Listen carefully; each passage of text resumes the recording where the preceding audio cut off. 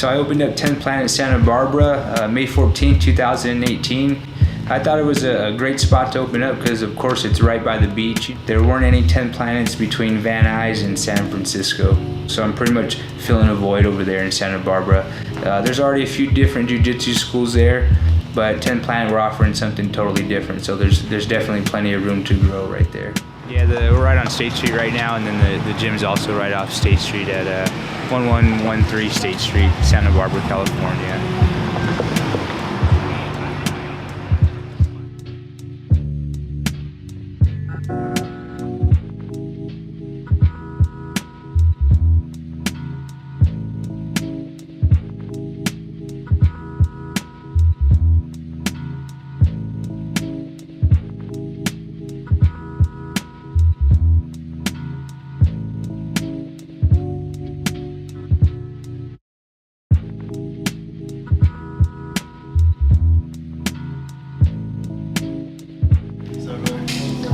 Konnichiwa.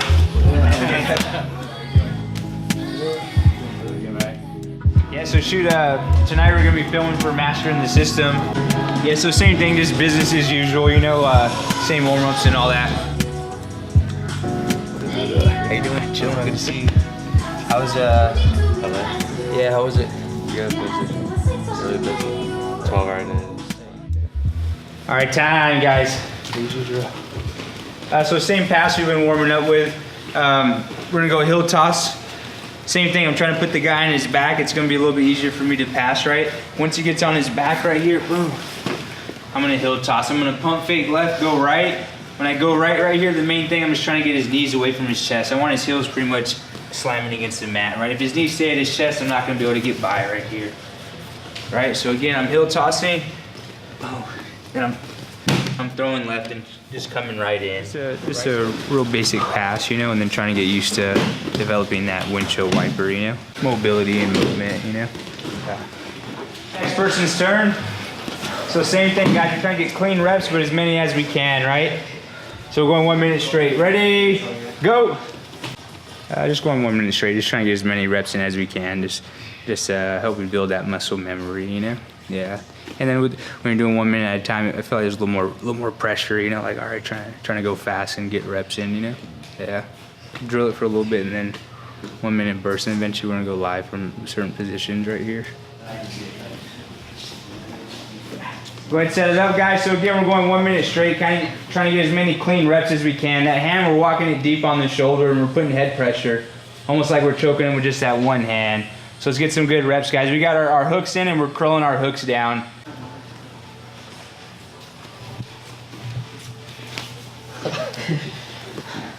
So pause right there. Yeah, walk that hand right away. There you go. On your side, guys. Yeah, so take your arm out. Maybe take that arm. So make sure you throw that knee pit over his elbow real high. Yeah, and then bring your heel into his belly button. Yeah, there you go, and then pinch that knee towards his shoulder. All right, time, guys. Good job tonight. Same thing, it's just about just getting in here and getting the reps in, right? It's a long-term project, but we're starting to see right now, your guys' back control's looking a lot better, right? Grip breaks, and then guys are switching body locks and everything and working chokes, right? There's a lot of guys are finishing right here. The back is tough to finish, you know? Everyone's looking good, guys. It's already about 10 o'clock, but if you guys feel like rolling, you can roll. If not, you can drill. If you feel like talking shit, you can talk shit, right? But yeah, we got a little bit more time left, guys. So I'll go ahead and set the timer. A lot of guys tonight might have got like 10 to, at minimum 10. I've seen a lot of guys choking necks, but like 10 to 20, maybe even, yeah, at least 15, but 10 to 25 reps, live reps of squeezing necks, you know, like that stuff adds up. That's money in the bank, you know. Can't really undo that. Like when you start squeezing the neck like that, even though we're starting from, you know, like the arm trapped position or whatever it is, you're still getting that last little finish in, and eventually end up going live from just the back, and guys are still getting kills there, you know, working that grip break, some of them switching the body triangle nicely, and then getting that last little squeeze and finish, you know. So definitely good reps tonight.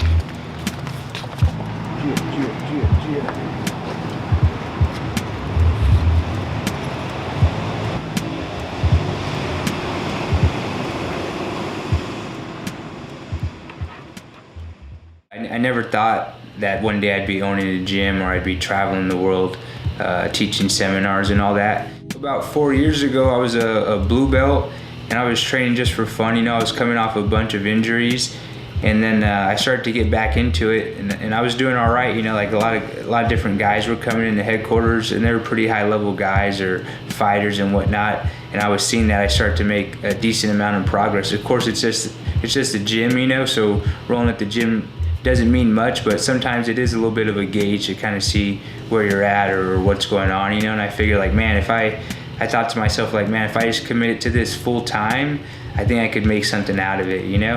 And I was working some crappy job or some job that I didn't really like, you know. I was commuting pretty far. Well, I ended up quitting that job, but I told myself I'm gonna give myself 12 months, and if I make a decent amount of progress, then I'll reassess the situation and take it from there, you know. Well, right now I don't have a wife or kids, and at that time I didn't have a wife or kids, so I figured I don't have much to lose, you know. So anyways, I ended up quitting my job and just going hard, going full time, training jiu-jitsu, just as much as I can. I was training at least 2 sessions a day, but sometimes 2, 3, maybe even 4 a day. But I was doing that nonstop every day, as long as I wasn't injured, you know. And I did that for, I think, like 3 or 4 years, and then now here I am pretty much. I still had a little bit of money, you know what I mean? But shortly after I started doing that full time, I didn't have a job. I was just training pretty much, and the little bit of savings that I did have was just done. Like I was as poor as I've ever been since I was like 12 or something like that. You know, there was like a 3-month period where I couldn't even afford a $25 Metro phone. You know, I was doing pretty damn bad, you know. But then things slowly start to pick up. That was at blue belt, so I didn't start making any money at all with jiu-jitsu until purple belt, and I started teaching privates. And of course, I still wasn't making anything, but I was still making something, you know.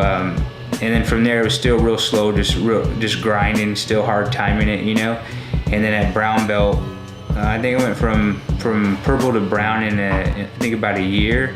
But at brown belt, I started to teach a few seminars here and there. Then I started to travel a little bit, and I started to make a little bit of money. Still wasn't much. I'm still not making anything, but at least I'm able to, you know, put food in my mouth and all that good stuff, you know. Yeah. A couple years in, I'm doing real bad financially, you know. Like I'm just like really hard timing it, you know. In my head, I'm like, damn, like the way I was living is like financially is like, man, I hate living like that, you know. But at the same time, I figure there's only so much time in a day. If I'm investing, you know, 40 hours into another job, you know, and then you barely, I mean, of course, like it depends what kind of job you're doing, but you only have so much energy. And if you're putting 40 hours of that, then when it comes time for jiu-jitsu, you only have so much. You know, there's a lot of guys that do it, but I figured, like, if I'm gonna actually take it serious, I gotta jump all in, you know? Right now, I'm in the beginning stages of having my own school and being where I wanna be. So I'm far from where I actually really want to be, but I definitely made a bunch of strides from, you know, 3-4 years ago, you know. So I'm on a pretty good path right now.